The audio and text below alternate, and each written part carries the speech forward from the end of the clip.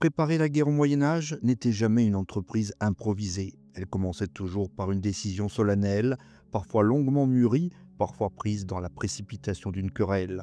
Les motifs pouvaient être multiples: une question d'héritage contesté, une offense à l'honneur, une rivalité entre seigneurs voisins ou bien encore l'appel d'une cause religieuse. Les croisades en sont l'exemple le plus éclatant. À la fin du XIe siècle, l'appel d'Urbain II enflamma l'Occident tout entier, promettant rédemption et gloire à ceux qui prendraient la croix. Mais dans un cadre plus quotidien, une querelle d'héritage pouvait suffire à faire naître une guerre interminable. Ainsi débute la guerre de Cent Ans en 1337. Édouard III d'Angleterre revendique la couronne de France par sa mère, contestée par la dynastie des Valois. Ce conflit, issu d'une affaire dynastique, allait ensanglanter l'Europe pendant plus d'un siècle. La guerre était donc d'abord une affaire de légitimité, où chaque camp cherchait à convaincre ses sujets et ses alliés qu'ils avaient le droit, sinon le devoir, de prendre les armes. Cette justification morale ou juridique n'était pas un simple discours. Elle conditionnait la fidélité des vassaux et la mobilisation des ressources.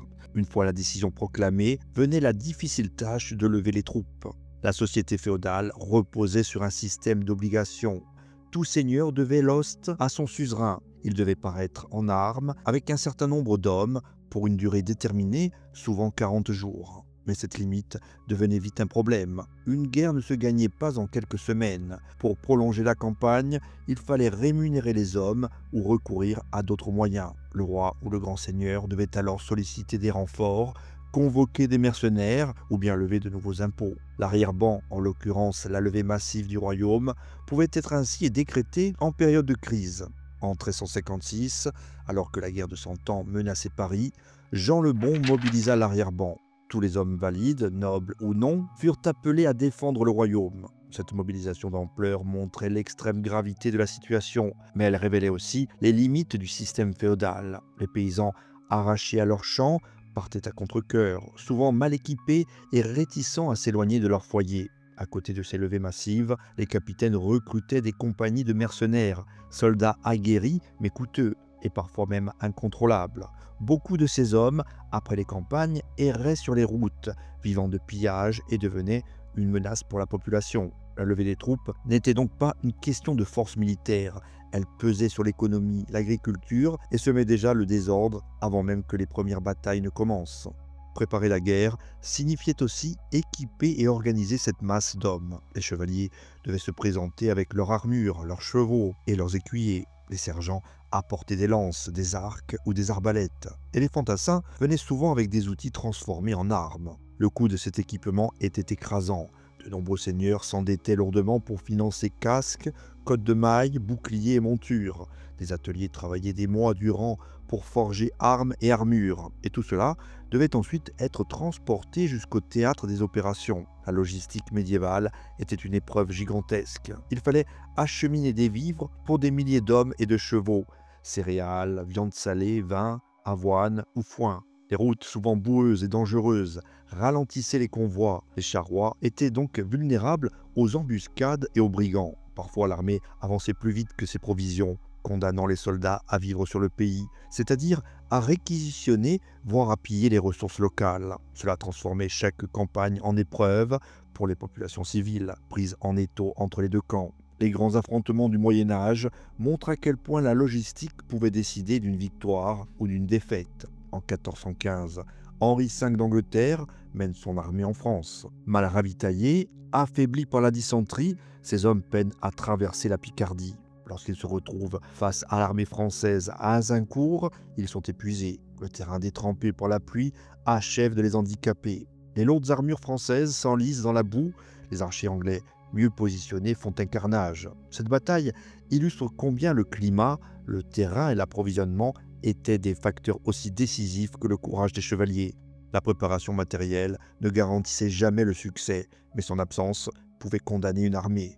Dans le quotidien des soldats, cette préparation à la guerre signifiait des semaines, parfois des mois de marche, de rassemblement et d'attente. Avant même de croiser l'ennemi, l'armée devait se coordonner, établir des points de rendez-vous, partager les vivres, répartir les rôles. Les seigneurs rivalisaient parfois pour savoir qui commanderait, ce qui entraînait des rivalités au sein même des troupes.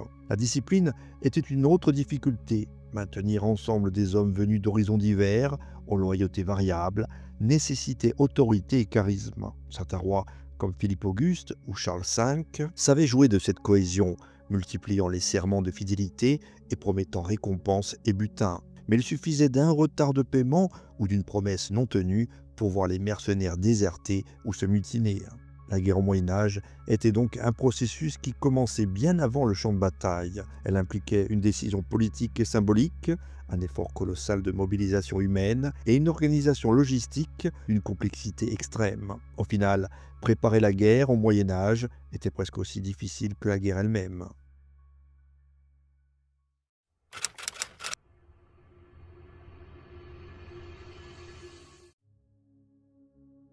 Une bataille au Moyen-Âge nécessite une certaine préparation. Tout débute avec les éclaireurs qui quittent le camp dès l'aube. Leur rôle est essentiel: reconnaître le terrain, repérer les mouvements ennemis et identifier les points faibles. Ils traversent bois, gués et collines pour rapporter des informations précises. Parfois, les seigneurs envoient aussi des espions déguisés en marchands ou en pèlerins pour approcher discrètement les lignes adverses.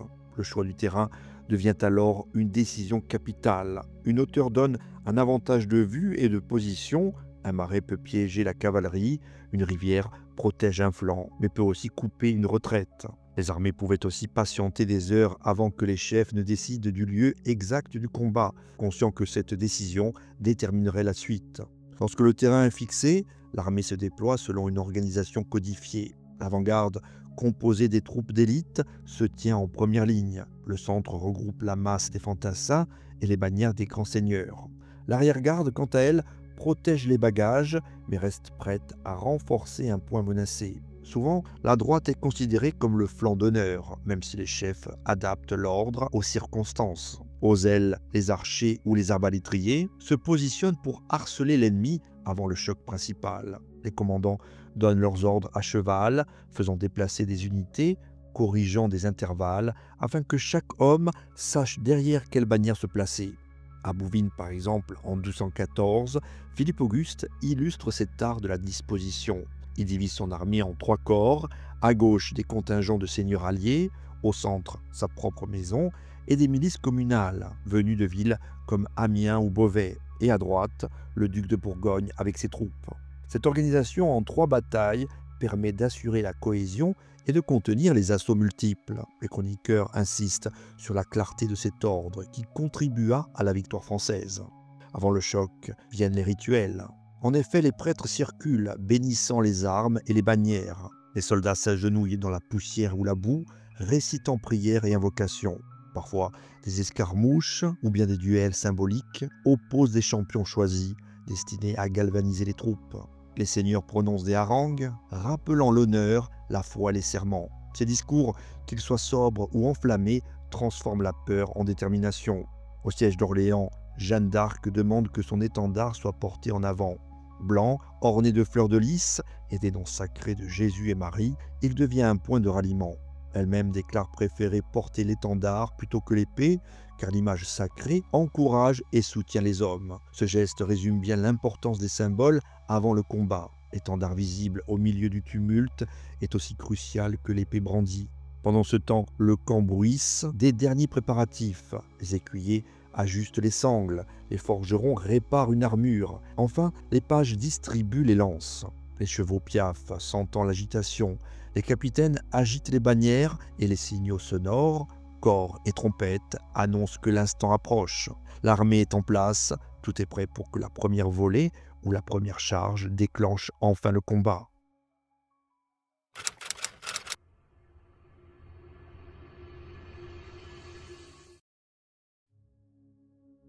Le début d'une bataille médiévale ne s'ouvre presque jamais dans le silence. Ce sont d'abord les tireurs qui prennent l'initiative.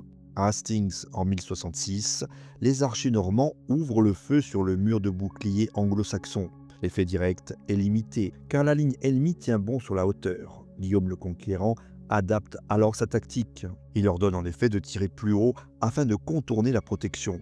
Ainsi, dès cette époque, on apprend que la pluie de projectiles prépare le terrain au choc, même si elle ne décide pas encore seule du sort d'une bataille. 3 siècles plus tard, la méthode est devenue déterminante. À Crécy, en 1346, Édouard III installe plusieurs milliers d'archers sur une position surélevée, protégés par des pieux plantés devant eux.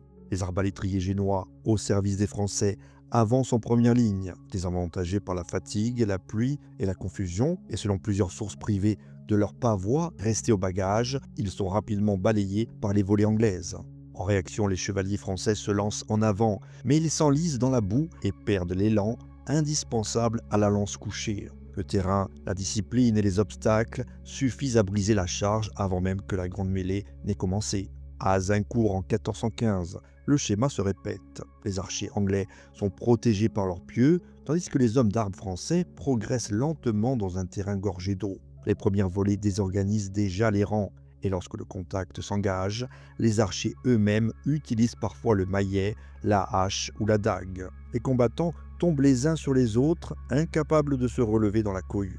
La boue, la fatigue et la pression du nombre transforment l'idéal chevaleresque en une épreuve d'endurance où chaque chute peut être fatale.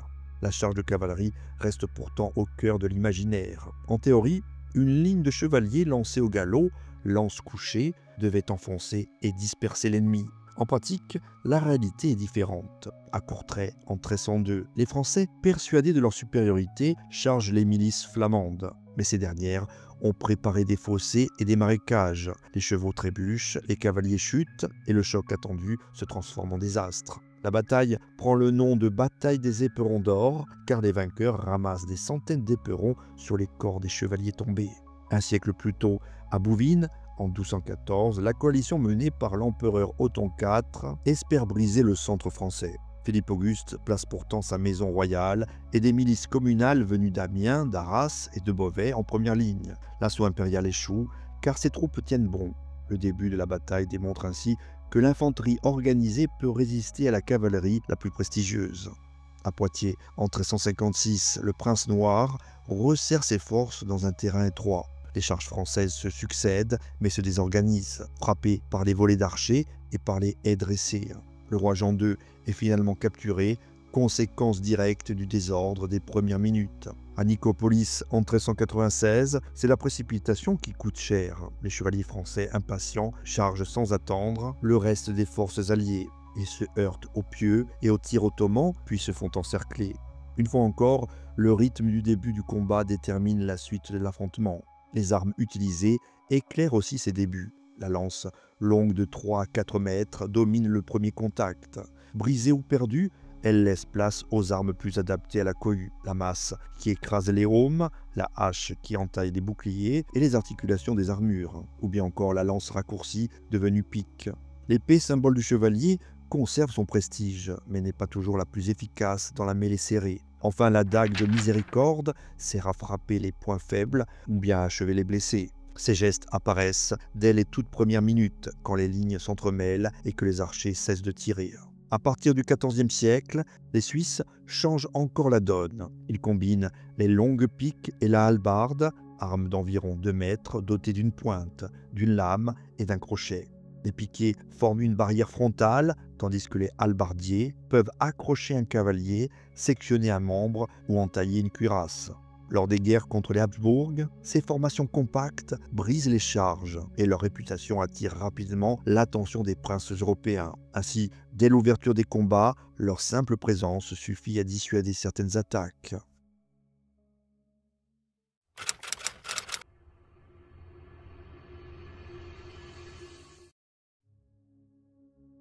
Lorsque la bataille glisse dans la mêlée, le champ se transforme en un espace saturé de bruit et de désordre. Les chroniqueurs décrivent un tumulte qui empêche la transmission des ordres. De ce fait, chaque groupe combat souvent sans vision d'ensemble. À Tannenberg, également appelé Grunwald, en 1410, l'ampleur du choc et la densité des hommes et des chevaux expliquent cette impression d'affrontements éclatés, simultanés, difficilement coordonnés.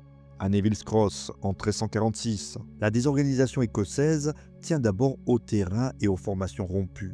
La capture du roi David II, blessé au visage par des flèches, illustre la vulnérabilité des chefs dans la cohue. Ainsi, la perte d'un point d'appui moral et tactique pouvait précipiter la rupture de tout un secteur. À Varna, en 1444, la mort du roi Vladislav III au centre déclenche également la déroute. L'aile qui cède entraîne les suivantes par contagion de panique. En réalité, cet effondrement psychologique compte autant que les pertes matérielles. Déjà à Muret en 1213, la mort de Pierre II d'Aragon provoque une débandade. Les contemporains insistent sur la confusion meurtrière propre aux fuites. De ce fait, la mêlée tue aussi par cohue et écrasement, pas seulement par l'arme blanche. À la Ruborota, en 1385, fossés et pièges freinent la cavalerie castillane. Ainsi ralentis et désarçonnés, les adversaires sont achevés par les hommes de pied. À Stirling Bridge, en 1297, la géographie, en l'occurrence un pont étroit, canalise l'ennemi. Une fois engagés, les Anglais ne peuvent ni manœuvrer ni dégager, et l'infanterie écossaise les écrase par l'encerclement sur la rive. À Roosbeek, en 1382, malgré une résistance initiale des communes flamandes, l'armée royale française culbute et détruit l'infanterie rebelle. Cet exemple rappelle qu'une masse de piétons n'est décisive que si elle garde la cohésion. Dès Legnano, en 1176, la Ligue lombarde montre qu'une infanterie urbaine, rassemblée autour du Carroccio, peut tenir, puis repousser une charge impériale, une leçon reprise tout au long du Moyen-Âge tardif. Le cœur de la mêlée reste le corps à corps. L'épée conserve son prestige, mais comme on l'a dit, l'efficacité revient aux armes d'ast et armes contendantes. Vouge, lance raccourcie, hache et masse d'armes. À Visby, en 1361, l'archéologie met au jour des fosses communes avec combattants armurés présentant des lésions multiples. On y lit la violence d'un achèvement à bout portant quand l'espace manque pour manier de longues lances. Lorsque des fronts se saturent de blessés, le terrain devient un piège. À Narera, en 1367, la poursuite transforme la défaite en carnage. La masse humaine entrave tout repli ordonné et l'on trébuche sur les corps. À Bannockburn, en 1314, la carse marécageuse et l'espace exigu, imposés par Robert Bruce, font refluer les Anglais. Les pertes surviennent massivement lors du repli et des poursuites, y compris dans les cours d'eau voisins. Également, la fin d'une bataille peut se jouer sous artillerie. À Castillon, en 1453, les Français retranchés derrière un parc d'artillerie de campagne brisent les colonnes anglaises. Dans la mêlée qui suit, les désarçonnés restent à terre, faute d'être relevés.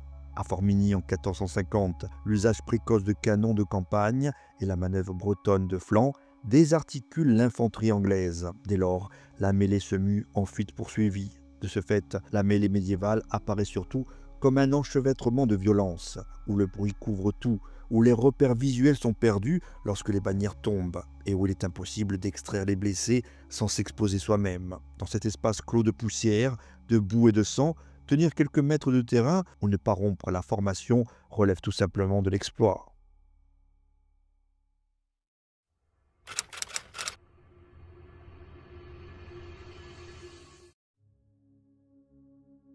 Dans les batailles médiévales, la capture des combattants valait souvent davantage que leur mise à mort. Dès que la mêlée s'ouvrait, les soldats cherchaient à identifier parmi l'ennemi les nobles, chevaliers ou officiers dont la rançon pouvait rapporter une fortune. C'était une pratique admise, encadrée par les usages chevaleresques, mais dans la confusion du combat, elle pouvait tourner au massacre ou au marchandage brutal. Ainsi, en 1356, lors de la bataille de Poitiers, l'armée française subit une lourde défaite face aux troupes du prince noir. Le roi Jean de Lebon, lui-même, fut capturé. Selon les chroniques, il se rendit avec dignité, remettant son épée aux Anglais. Sa rançon fut fixée à une somme colossale, 3 millions d'écus d'or. Cette dette écrasante plongea la France dans une crise financière durable et montra à quel point la capture d'un seul homme pouvait avoir des conséquences politiques et économiques.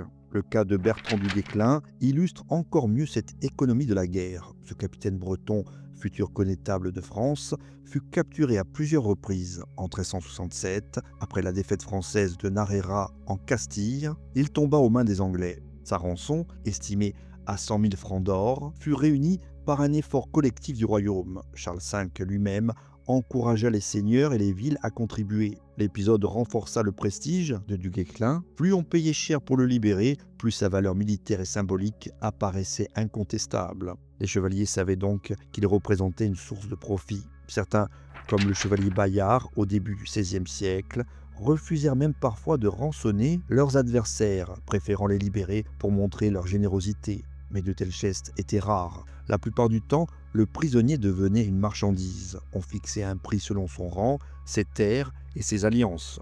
Plus il était haut placé, plus le paiement pouvait ruiner une famille ou appauvrir un domaine. Cependant, ces règles ne protégeaient pas tout le monde. Les fantassins et les paysans, enrôlés de force, ou bien encore les mercenaires sans nom, n'avaient aucune valeur. Ils étaient souvent exécutés après la bataille. À Verneuil, en 1424, les archers anglais, craignant que les prisonniers blessés ne se relèvent et ne reprennent le combat, les passèrent par les armes sans pitié. Le massacre était alors justifié par la nécessité militaire. Mieux valait ne pas s'encombrer d'hommes incapables de payer une rançon. De même, lors de la croisade de Nicopolis, en 1396, les vainqueurs ottomans trièrent les captifs. Les nobles furent épargnés en vue de rançons substantielles. Mais plusieurs milliers de soldats simples furent exécutés sur les rives du Danube. Les chroniqueurs occidentaux rapportent que le sol de la plaine resta couvert de cadavres, tandis que les prisonniers de sang royal, ou comtal, furent emmenés à Constantinople et libérés contre de fortes sommes. Cette sélection brutale rappelle que l'honneur de la guerre ne s'appliquait qu'à une minorité. Les rançons pouvaient aussi devenir un instrument diplomatique. Quand un prince ou un roi était capturé, la négociation s'étendait sur des années. Par exemple, après sa capture à Poitiers, Jean II resta prisonnier à Londres plusieurs années. Son absence paralysa le royaume et força la signature du traité de Brétigny, qui céda d'immenses territoires à l'Angleterre. De ce fait, la rançon n'était pas seulement un revenu, elle devenait un levier pour remodeler les équilibres politiques européens. Le commerce des prisonniers créait aussi des tensions au sein même des armées. À la bataille de Castillon, en 1453, certains capitaines français accusèrent leurs compagnons de s'être trop préoccupés de capturer des ennemis riches plutôt que de poursuivre l'ennemi en fuite. La chasse aux rançons pouvait détourner les combattants de l'objectif militaire, mais elle représentait une telle opportunité de fortune qu'aucun chef n'arrivait réellement à l'interdire. A l'inverse, dans les moments de panique ou quand l'ennemi refusait de céder, la guerre basculait dans la cruauté. En 1370, lors de la prise de Limoges par les troupes du Prince Noir, plusieurs milliers d'habitants et de soldats furent massacrés. Les chroniqueurs comme Froissart y virent une leçon de terreur destinée à dissuader toute résistance. La capture dans ce cas était abandonnée au profit de l'exemple sanglant. Parfois même, les rois furent incapables de protéger leurs prisonniers. À Aljubarrota, en 1385, les Portugais infligèrent une défaite écrasante aux Castillans. Faute de pouvoir gérer le nombre de captifs, beaucoup furent exécutés. Ce genre de décision montrait les limites pratiques de la guerre chevaleresque. Quand les ressources manquaient pour nourrir et surveiller des centaines d'hommes, la solution la plus simple restait souvent la mise à mort. La pratique des rançons créa donc une véritable économie parallèle. Des contrats étaient rédigés, des notaires consignaient les promesses de paiement et des garants s'engageaient à livrer la somme. Certains prisonniers restaient enfermés pendant des mois, voire des années, le temps de réunir la somme exigée. On pouvait hypothéquer des terres, taxer une ville entière ou même contracter des dettes colossales. Les rançons modélèrent ainsi la société féodale autant que les batailles elles-mêmes. La guerre médiévale n'était plus seulement une affaire de courage ou de stratégie, mais aussi de calcul financier.